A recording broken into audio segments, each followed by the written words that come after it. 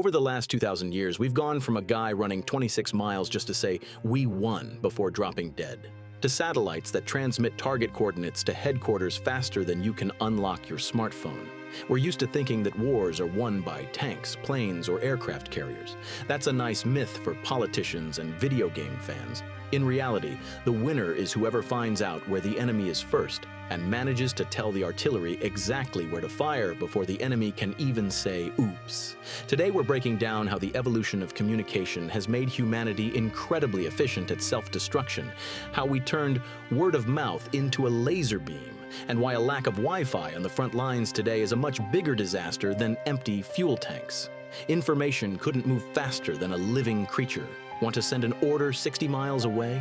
Get ready to wait until tomorrow, or use pigeons.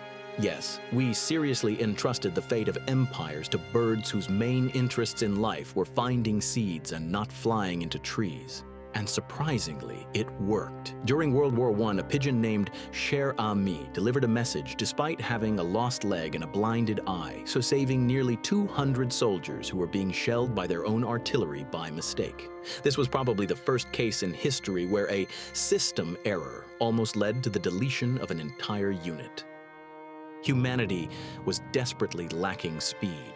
We needed a way to separate information from its physical carrier. We needed something that moved at the speed of light but didn't require you to wave flags in front of an enemy sniper.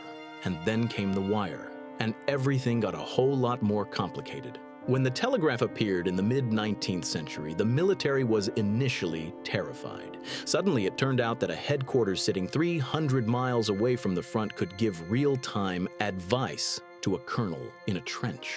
This was the birth of micromanagement, a curse that haunts armies to this day. But there was one catch: the wire. If you wanted to command an army, you had to unspool giant coils of copper across the entire battlefield. It wasn't exactly ideal. An enemy cavalryman with a saber or just a drunk combat engineer with an axe could sever the communication of an entire front line in a second. The army became like a puppet whose strings were constantly being cut. And that's where radio enters the scene. World War I became the debut for clunky boxes that weighed as much as a small refrigerator and hissed like they had a vengeful ghost trapped inside. Communication finally became invisible. It was magic. You yell into a metal box and they hear you on the other side of the sea. But magic came with a price. Radio waves don't choose whose ears they land in. If you're broadcasting an order to your tank corps, you can bet an enemy intel officer in headphones is already writing down every word while cracking your cipher on the fly. That's when war turned into an intellectual duel between mathematicians. We saw the rise of legendary tech like the German Enigma. It was a time when one broken code was worth more than 10 divisions. World War II proved once and for all, if your tank doesn't have a radio, it's not a tank, it's just a slow steel coffin. The German Blitzkrieg worked not because their tanks were the best, spoiler, they weren't, but because they talked to each other. While French officers were still sending messengers on motorcycles out of habit, German tankers were already coordinating attacks through headsets in real time. The second half of the 20th century turned war into a contest of antennas. During Vietnam, every lieutenant in the jungle already had a 25-pound radio strapped to his back, which granted him godlike power, the ability to call in an airstrike. It was the moment when one man's voice could instantly reshape the landscape within a 1-mile radius. But the real breakthrough happened when we looked up at the sky and decided the planet was too curved for straight-line radio waves. The arrival of GPS and communication satellites changed the game so much that war began to look like a high-definition video game. Now, headquarters didn't just hear a soldier's voice, they saw his pulse, his coordinates down to the centimeter, and a real-time feed from his helmet cam. And here we are in 2026, an era where Starlink has become as much of a basic necessity as water or ammo. Today's conflicts have proven you can have the best tanks in the world, but if your opponent has faster internet and better fire control software, your tanks are just expensive scrap metal.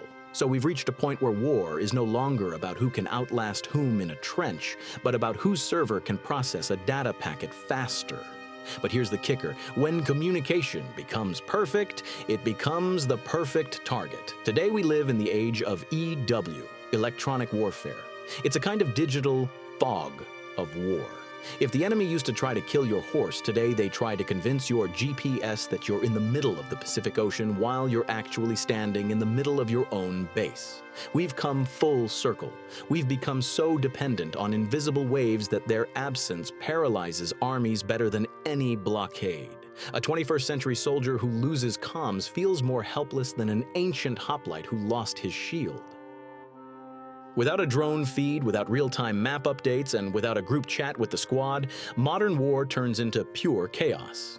Technologies change, gigabytes grow, but the essence remains the same.